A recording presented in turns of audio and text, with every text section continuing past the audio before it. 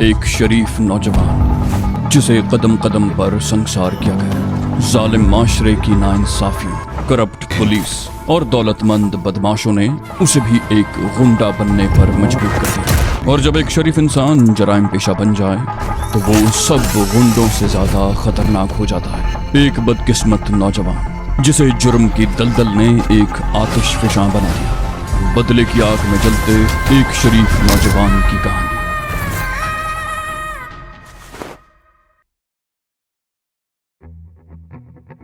Motorboat Aahista Aahista आगे बढ़ रही थी। अब पानी में उभरी हुई छोटी छोटी चट्टानें भी नजर आ रही थीं। नौलक्खा बड़ी महारत से बोट को उन चट्टानों से बचाता हुआ आगे ले जा रहा था। मजीद करीब पहुंचे तो इंजन की आवाज उस शोर में दब गई जो लहरों के चट्टानों से टकराने से पैदा हो रहा था। नौलक्खा बड़ी महारत का मुजाहिरा कर रहा था। बोट अब छोटी छोटी चट्टानों के बीच में चकराती हुई आगे बढ़ रही थी। फिर दफतन बोट एक चट्टानी पत्थर से टकरा गई। बोट को एक जोरदार झटका लगा। समीना अपनी सीट से गिर गई। उसके मुंह से हल्की सी चीख निकल गई थी। शारिक ने जल्दी से उसे संभाल लिया। नौलक्खे ने इंजन बंद कर दिया। उसने शारिक की तरफ देखते हुए कहा, शारिक बाबू, अब आगे नहीं जा सकते। सबसे पहले डिकोस्टा ने उठकर करीबी पत्थर पर छलांग लगा दी। फिर उसने सहारा देकर शारिक को पत्थर पर खींच लिया। शारिक ने पत्थर पर खड़े होकर समीना की तरफ हाथ बढ़ा दिया। बोट पानी की सतह पर मुसलसल हिल रही थी। समीना के लिए खड़े रहना मुश्किल हो रहा था। पत्थर और बोट के दरमियान तकरीबन 3 फुट का फासला था। समीना ने एक पैर बोट के किनारे पर रखा। उसने हाथ शारिक की तरफ बढ़ा दिया, लेकिन इससे पहले कि शारिक उसका हाथ पकड़ता, बोट को एक जोरदार झटका लगा। समीना का पैर फिसल गया। वो अपना तवाजुन बरकरार न रख सकी। उसके मुंह से हल्की सी चीख निकली और वो शड़ाप से पानी में गिर गई। समीना मुसलसल चीख रही थी। नौलक्खा अपनी जगह से उठकर जल्दी से आगे बढ़ा और उसने बड़ी फुर्ती से समीना का हाथ पकड़ लिया। शारिक भी छलांग लगाकर बोट पर आ गया था। उन दोनों ने समीना को खींचकर पानी से बाहर निकाला। समीना खौफ से कांप रही थी। उसके लिबास से पानी नुचड़ रहा था। वो दोनों उसे सहारा दिए खड़े रहे। फिर शारिक पत्थर पर चला गया और नौलक्खा समीना को सहारा दिए खड़ा रहा। शारिक ने समीना का हाथ पकड़कर उसे पत्थर पर खींच लिया। उसके बाद नौलक्खा भी छलांग लगाकर पत्थर पर आ गया। वो कुछ देर उस चट्टानी पत्थर पर खड़े रहे, फिर आगे बढ़ने लगे। समीना के जूतों में भी पानी भर गया था और भीगे हुए कपड़ों की वजह से उसके लिए चलना मुश्किल हो रहा था। वो एक पत्थर से दूसरे पत्थर पर छलांगे लगाते हुए बिलाखिर चट्टान के साथ हमवार जगह पर पहुंच गए। उससे आगे भी छोटी छोटी चट्टानें थीं और चट्टानों का ये सिलसिला पता नहीं कहां तक चला गया था। वो उन टीलानुमा चट्टानों में चलते रहे। भीगे हुए जूतों और कपड़ों की वजह से समीना के लिए चलना अब बहुत ही मुश्किल हो गया था। बार बार चट्टानों पर उतरने चढ़ने से उसकी सांस फूल गई थी। समीना कह रही थी, मुझसे अब नहीं चला जा रहा। भीगे हुए कपड़े बहुत भारी महसूस हो रहे हैं। वो सब रुक गए। शारिक मुतजस्सिस निगाहों से इधर उधर देखने लगा। फिर एक चट्टानी पत्थर की तरफ इशारा करते हुए बोला, तुम उस बड़े पत्थर के पीछे चली जाओ। अपने कपड़े उतार कर निचोड़ लो और जूते भी साफ कर लो। समीना चंद लम्हे झिझकी, फिर उस पत्थर के पीछे चली गई। वो तीनों बैठे बातें कर रहे थे। तकरीबन आधे घंटे के बाद समीना वापस आ गई। वो एक बार फिर चल पड़े। तकरीबन 200 गज का फासला तय करने के बाद टीलानुमा चट्टानों का सिलसिला खत्म हो गया। आगे हमवार मैदान था जिसमें झाड़ियां बकसरत फैली हुई थीं। तेज हवा की वजह से समीना के कपड़े किसी हद तक सूख गए थे, लेकिन जूते अब भी खासे भारी महसूस हो रहे थे। वो चलते चलते रुक गए। शारिक इधर उधर देखते हुए बोला, मेरा ख्याल है हमें पहले किसी मंजिल का तयन कर लेना चाहिए। ऐसा न हो कि हम किसी ऐसी मुसीबत में फंस जाएं जिससे निकलना मुमकिन न हो। डिकोस्टा ने कहा, ये इलाका हमारे लिए अजनबी है। मंजिल का तयन कैसे होगा? शारिक बोला, 1 मिनट, तुम लोग यहाँ रुको, मैं इस टीले पर चढ़कर देखता हूँ, शायद कोई निशान नजर आ जाए। शारिक उन्हें छोड़कर टीले पर चढ़ गया और चारों तरफ देखने लगा। दाईं तरफ बहुत दूर मध्यम सी रोशनियां झिलमिलाती हुई नजर आ रही थी। उस तरफ शहर था और शहर की तरफ जाना खतरे से खाली नहीं था। वो बाईं तरफ देखने लगे। उस तरफ बहुत दूर एक जगह सिर्फ एक रोशनी दिखाई दे रही थी, जैसे तारीकी में कोई सितारा टिमटिमा रहा हो। वो कुछ देर तक उधर देखता रहा। कुर्ब जवार में और कोई रोशनी नहीं थी। वो टीले से उतरकर अपने साथियों के करीब आ गया। शारिक ने कहा, उस तरफ सिर्फ एक जगह रोशनी नजर आ रही है। मेरा ख्याल है कि हमें उसी तरफ चलना चाहिए। डिकोस्टा ने कहा, क्या ये रिस्क वाली बात नहीं होगी? शारिक ने कहा, रिस्क तो लेना ही पड़ेगा। ये इलाका हमारे लिए अजनबी है, जहाँ न हम किसी को जानते हैं और न ही कोई हमें जानता है। हम कोई भी कदम रिस्क लिए बगैर नहीं उठा सकते। डिकोस्टा ने कंधे उचकाए, बोला, तो ठीक है, फिर चलो। वो लोग टीले के ऊपर से घूमकर उसी तरफ चलने लगे जहां शारिक ने वो रोशनी चमकते हुए देखी थी। जहां से वो रोशनी नजर नहीं आ रही थी, लेकिन वो अंदाजे की बिना पर उस तरफ चलते रहे। तकरीबन निस्फ मील का फासला तय करने के बाद वो रोशनी दोबारा दिखाई देने लगी। यूं लगता था जैसे तेज रोशनी का वो बल्ब किसी बहुत ऊंची जगह पर लगाया गया हो, लेकिन वो रोशनी अब भी खासी दूर लग रही थी। शारिक ने एक बात खास तौर से महसूस की थी कि वो लोग साहिल से ज्यादा दूर नहीं थे। कभी कभी तो लहरों के शोर की आवाज भी सुनाई देने लगती थी। इससे शारिक ने अंदाजा लगाया था कि बुलंदी पर चमकती हुई वो रोशनी भी साहिल के करीब ही थी। मजीद आधे घंटे के बाद वो रोशनी के करीब पहुंच गए। शारिक का ये ख्याल दुरुस्त निकला था कि दूर से नजर आने वाली वो रोशनी किसी ऊंची जगह पर लगी हुई थी और अब चंद और रोशनियां भी नजर आ रही थीं। वो एक वसीओ अरीज अहाता सा था। चार दीवारी पर कई जगह बल्ब रोशन थे। ये गालिबन उसी अहाते की अकबी सम थी, क्योंकि उस तरफ कोई गेट का दरवाजा दिखाई नहीं दे रहा था। अहाते के अंदर एक इमारत भी नजर आ रही थी और दूर से नजर आने वाला तेज रोशनी का वो बल्ब इमारत की छत पर एक ऊंचे पोल पर लगा हुआ था। उन्हें ये अंदाजा लगाने में भी दुश्वारी पेश नहीं आई कि ये इमारत समंदर के किनारे पर वाक़ थी और मुमकिन है उसके दूसरी तरफ कोई जेटी वगैरह भी बनी हुई हो। शारिक ने कहा, क्या ख्याल है, इमारत के सामने के रुख पर चलें? उसका लहजा सरगोशियाना था। डिकोस्टा बोला, जाहिर है यहाँ तक आए हैं तो आगे भी जाना पड़ेगा, लेकिन वो कहते कहते रुक गया। शारिक ने उलझी हुई नजरों से उसकी तरफ देखा। बोला, लेकिन क्या? डिकोस्टा ने अपने खदशे का इजहार किया। बोला, अगर ये इमारत साहिली मुहाफिजों की कोई चौकी हुई तो? शारिक ने मुस्कुराते हुए कहा, ओखली में सर तो दे ही चुके हैं, इसलिए मूसले भी बर्दाश्त करने ही पड़ेंगे।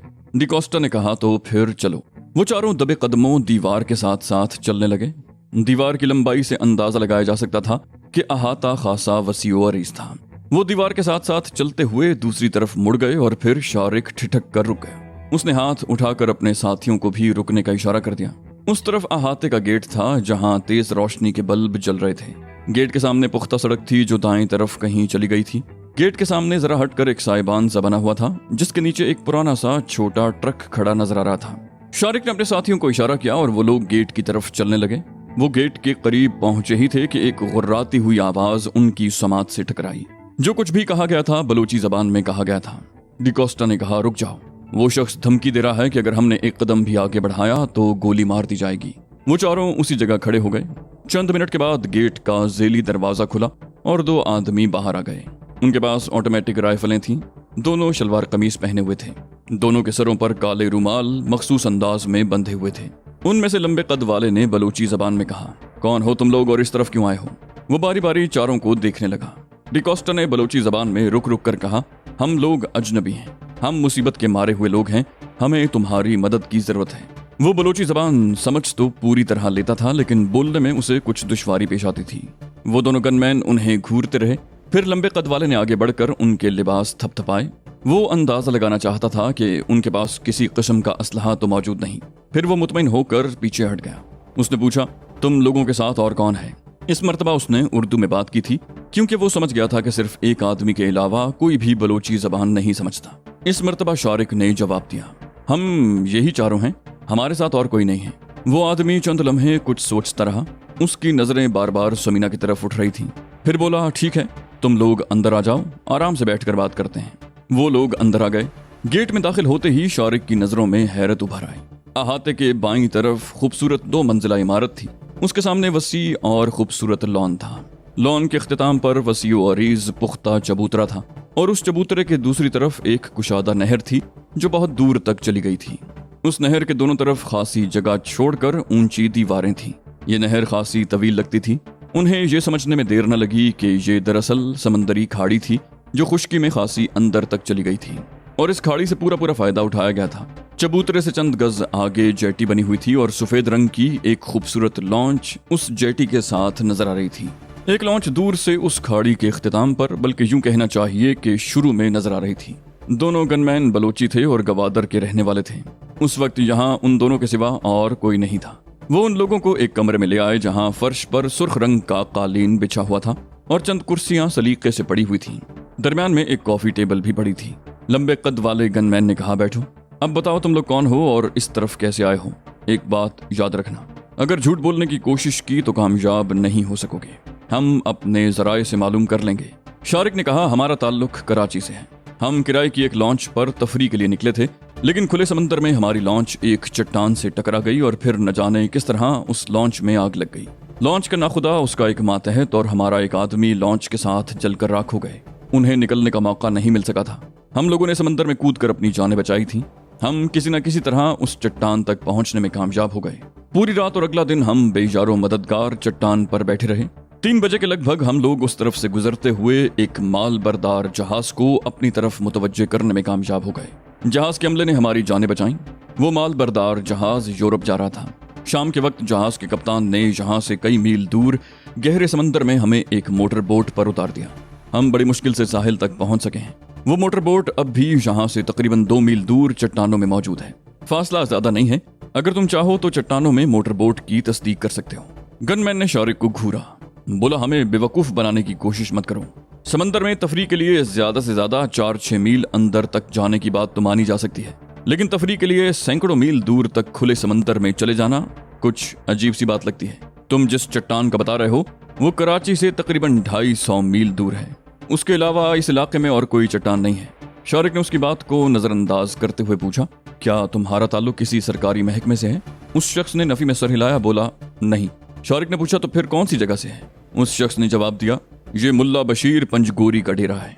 फिर चंद लम्हों की खामोशी के बाद बोला, हम अगर चाहें तो तुम लोगों को यहाँ की पुलिस के हवाले कर सकते हैं, लेकिन तुम लोग मुल्ला बशीर पंजगोरी के डेरे तक पहुंच गए हो, इसलिए तुम्हारे बारे में कोई फैसला भी वही करेगा। डिकोस्टा ये नाम सुनकर चौंक गया। मुल्ला बशीर पंजगोरी, क्या उससे हमारी मुलाकात हो सकती है? वो शख्स सवालिया निगाहों से शारिक की तरफ देखते हुए बोला, वो इस वक्त शहर में है। सुबह उसे इत्तला कर दी जाएगी और वही यहाँ आकर तुम लोगों के बारे में कोई फैसला करेगा। बोट कहाँ छोड़ी थी तुम लोगों ने? शारिक बोला, यहाँ से तकरीबन 2 मील दूर साहिली चट्टानों में। वो शख्स चंद लम्हे कुछ सोचता रहा, फिर समीना की तरफ इशारा करते हुए बोला, तुम मेरे साथ आओ। समीना का चेहरा एकदम धुआं हो गया। बोली, कहाँ? वो बोला, तुम्हें इन लोगों से अलग रखा जाएगा ताकि तुम सब मिलकर कोई गड़बड़ न कर सको। तुम इनसे अलग रहोगी तो इनके दिमागों में भी कीड़े नहीं कुलबुलाएंगे। समीना हकलाई, बोली, हाँ हम लोग कुछ नहीं करेंगे, मुझे यही रहने दो अपने साथियों के पास। उस शख्स के हलक से गुर्राहट सी निकली, उठो, और उसने आगे बढ़कर समीना को बाजू से पकड़कर एक झटके से उठा दिया। उसका दूसरा साथी राइफल ताने दरवाजे में खड़ा रहा। वो दोनों समीना को लेकर बाहर निकल गए और कमरे का दरवाजा बंद कर दिया गया। समीना को ऊपर वाले एक कमरे में ले जाकर बंद कर दिया गया। लंबे कद वाले ने अपने साथी से कुछ कहा और वो हवेली से निकलकर साहिली चट्टानों की तरफ चला गया। नौलखा बड़बड़ाया, ये लोग समीना के साथ कोई ज्यादती न कर दें।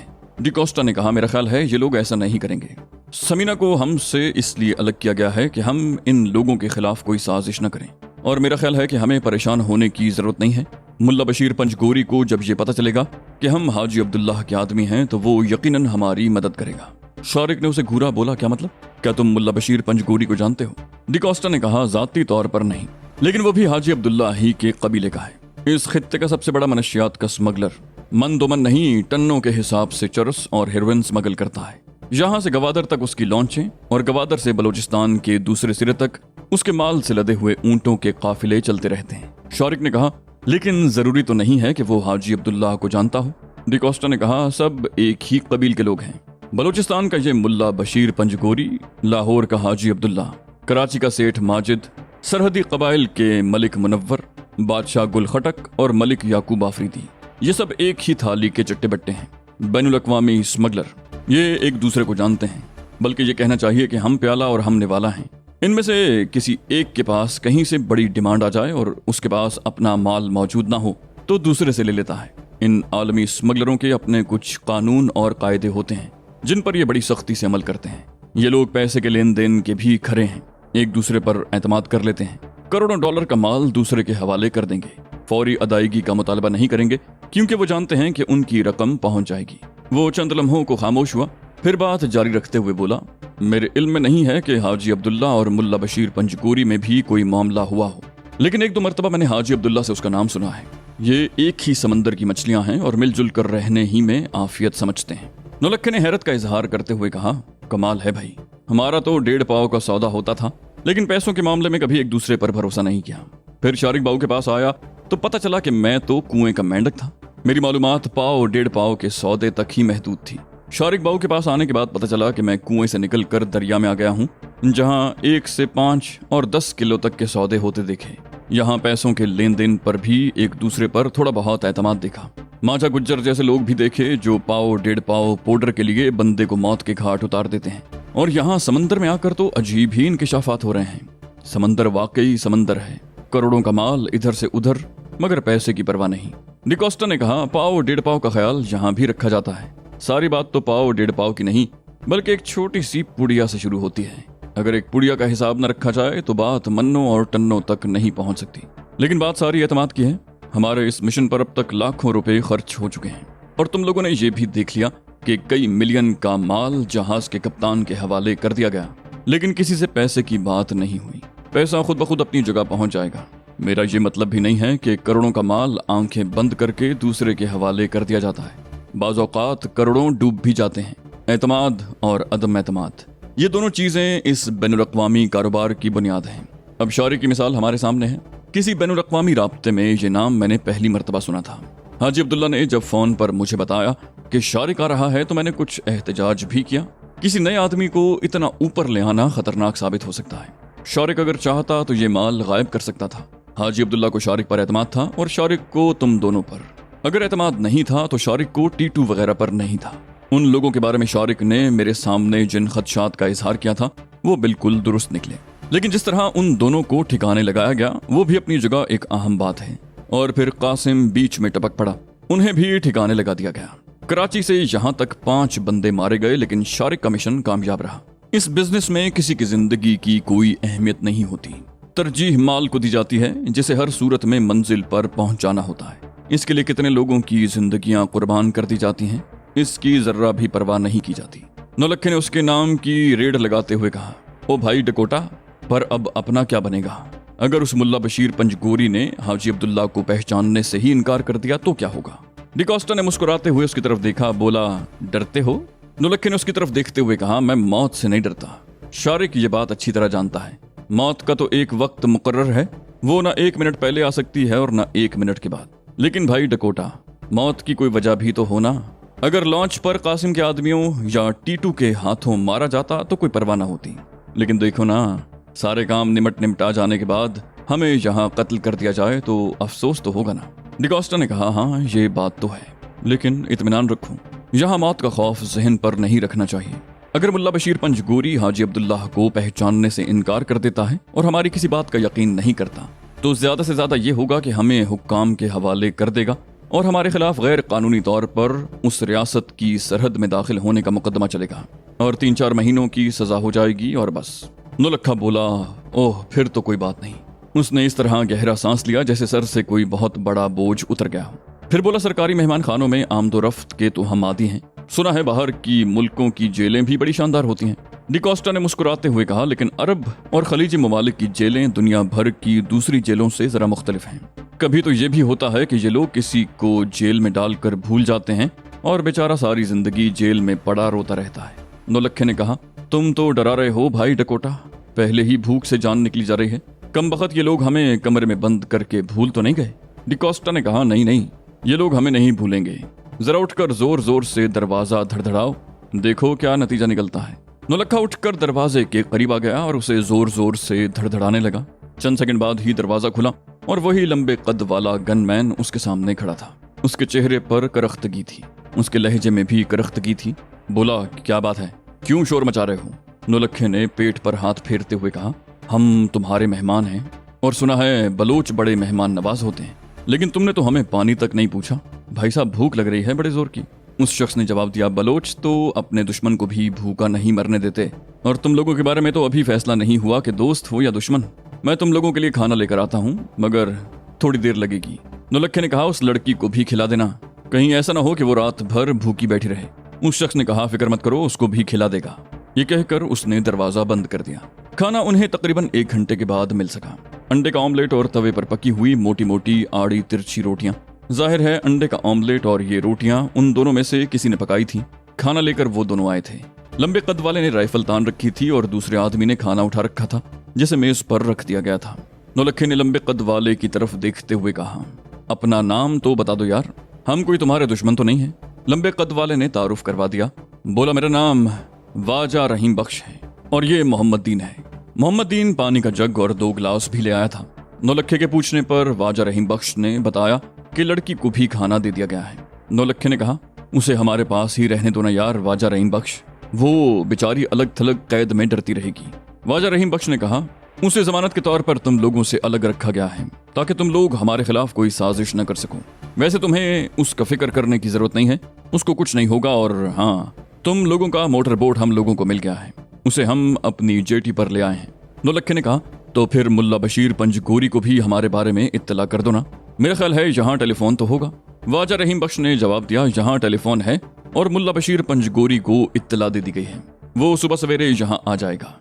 नौलक्खे ने बड़बड़ाते हुए पंजाबी में कहा, पुत्र तू मेरे हाथ लग गया तो तेरा तो मैं वाजा बजा दूंगा। वाजा रहीम बख्श उसे न समझ सका। वो लोग खाना खा चुके तो मोहम्मद दीन ने बर्तन उठा लिए और दरवाजा एक बार फिर बंद कर दिया गया। ये लोग देर तक बैठे बातें करते रहे, फिर कालीन पर लेट गए। डिकोस्टा तो थोड़ी देर के बाद सो गया, मगर शारिक और नौलक्खा एक दूसरे के करीब लेटे सरगोशियां करते रहे। शारिक को समीना की फिक्र थी, उसे न जाने इस वसी व अरीज इमारत के किस हिस्से में रखा गया था। उसे अंदेशा था कि उसके साथ किसी किस्म की ज्यादती करने की कोशिश न की जाए। नौलक्खे ने ठोस लहजे में कहा, अगर उन्होंने समीना बहन के साथ कोई ज्यादती की तो मैं इनमें से किसी को जिंदा नहीं छोड़ूंगा। रात धीरे धीरे बीतती रही और फिर ये दोनों भी नींद की आगोश में पहुंच गए। फिर दफतन किसी गाड़ी की आवाज सुनकर शारिक की आंख खुल गई। वो एकदम उठकर बैठ गया। पहले इंजन को रेस दी गई थी, फिर उसे ऑफ कर दिया गया था। उसके साथ ही गाड़ी का दरवाजा खुलने और बंद होने की आवाज सुनाई दी। शारिक उठकर दरवाजे के करीब आ गया और दो पट्टों के दरमियान बारीक सी झर्री से झांक कर बाहर देखने लगा। फजा में तुलू होते हुए दिन का हल्का सा उजाला था। दो आदमियों की आवाजें सुनाई दे रही थी। इनमें वाजा रहीम बख्श की आवाज शारिक ने पहचान ली, लेकिन दूसरी आवाज उसके लिए अजनबी थी।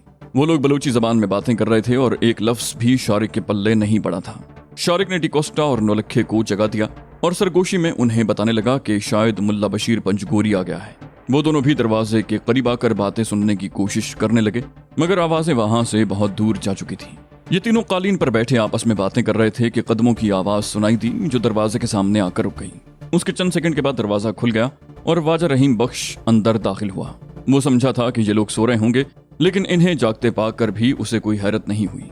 उसने बारी बारी तीनों की तरफ देखते हुए कहा, मुल्ला बशीर पंजगोरी आ गया है, चलो बुलाया है तुम लोगों को।